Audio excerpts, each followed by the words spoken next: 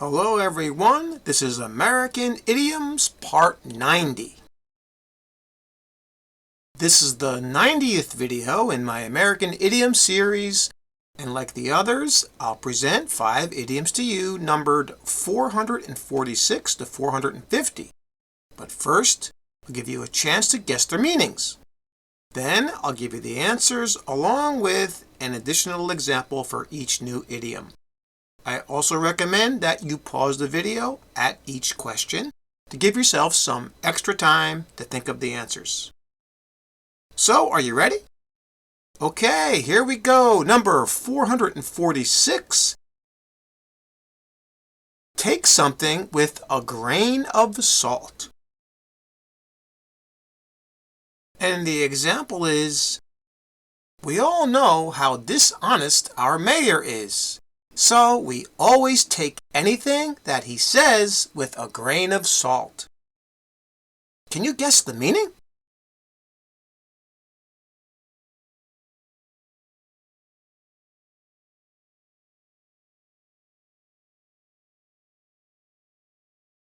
And the answer here is C, to view something with skepticism. Now, to be skeptical, okay, that's what it means. If you take something with a grain of salt, like in our example, this mayor was dishonest. They knew that he was dishonest, right? So they were skeptical about anything that he said. They took anything that he said with a grain of salt, probably like most politicians. Well, here's another example.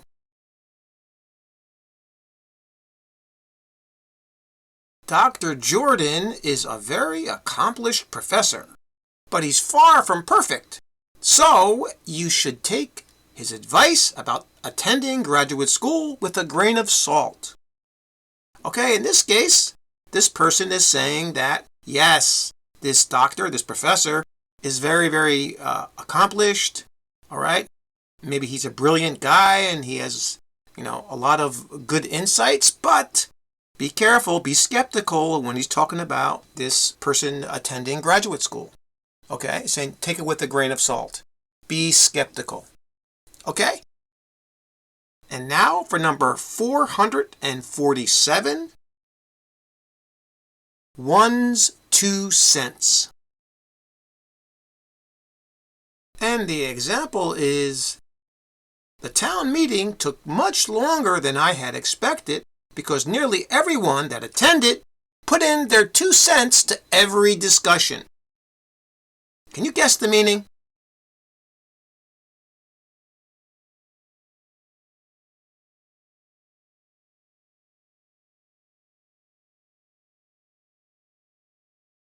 And the answer here is A, to express one's opinion. That's what it means if you put in your 2 cents or give your 2 cents. You're giving your opinion about something.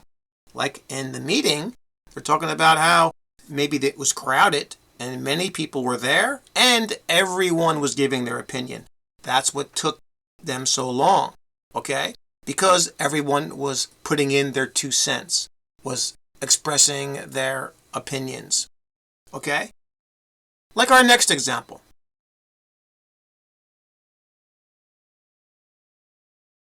If you want to hear my 2 cents regarding teaching English to children, you can listen to my podcast tomorrow night. All right, so the person's saying that if you want to hear my opinion, right, my 2 cents, you can watch or listen to my podcast. Okay, that's what it means. And now for number 448, the tipping point. And the example is, experts say that because of the recession, our local economy is at the tipping point. And when it crashes, they predict that everyone will feel the negative effects of it for the next few years. Can you guess the meaning?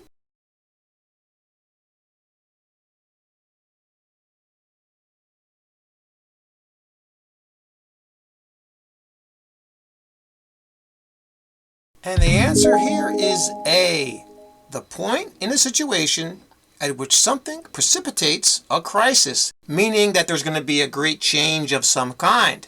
because we use this verb. It's actually a phrasal verb, tip over. It means there's too much of one thing on one side and all of a sudden it falls over. Like in our example, they're talking about how their economy, they had a recession, so things were really, really bad, and it got so bad that it's going to crash, right? It says, and when it crashes, right? Bad things are going to happen for the next few years, right? So the situation is at a point where it's going to precipitate, meaning it's going to you're going to begin to have this crisis or this big change. That's the tipping point, when things fall over. Like our next example.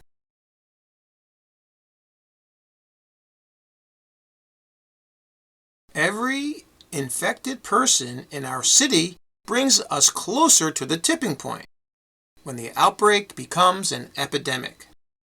Okay, now they're talking about how more and more people are being infected with this, whatever this disease is, or flu or whatever, right? And all of a sudden, it's getting closer and closer to the tipping point, meaning there's too much, and all of a sudden it's going to change. This crisis, this big epidemic is going to begin.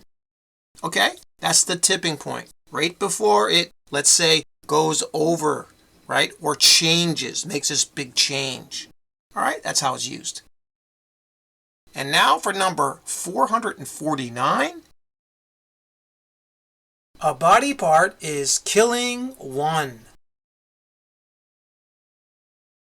And the example is, I helped my cousin move out of his apartment yesterday, and since then, my back has been killing me. I think I should see a doctor about it. Can you guess the meaning?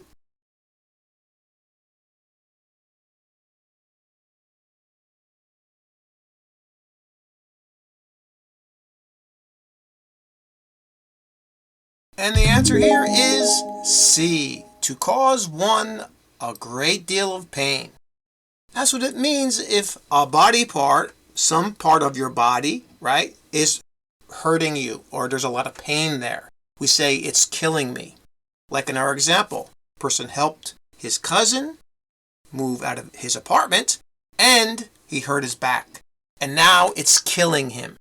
As he says, my back is killing me. Okay, this is used a lot. All right. Like in our next example.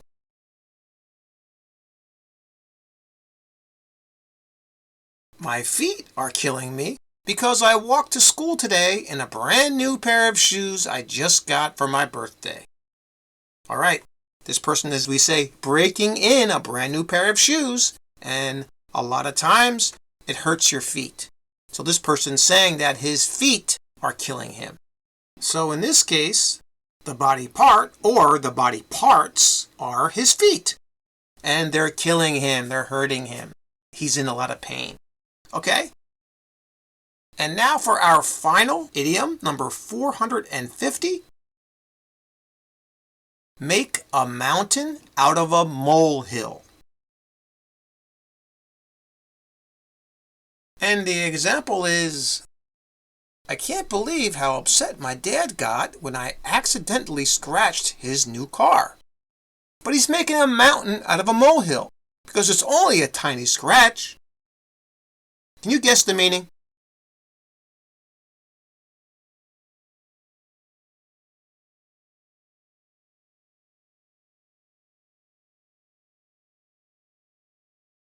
And the correct answer here is A, to put too much focus on a minor issue, or what we say, to exaggerate too much about something, right? And make it bigger than it actually is.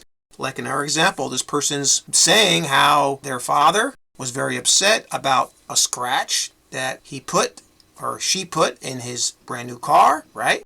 And the person's saying, well, I can't believe he's making a big deal, as we say, right? He's making a mountain out of a molehill. All right, a mole is a very small animal, makes a very small hill, okay, where they live, and it's not a mountain. So to exaggerate something, this is what it means, to make a mountain out of a molehill. Like our next example.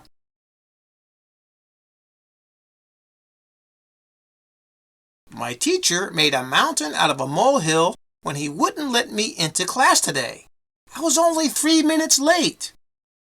Okay, so this person thinks that the teacher is making a mountain out of a molehill about his tardiness. All right, he's only 3 minutes late. He wasn't allowed into the class, so he thinks that the teacher is exaggerating, right? He's making something small into something big. Do you have a teacher like this? That's all for this video. Thanks once again for subscribing, and please like and share the video to support the channel. And remember what I always say, keep practicing! See you next time.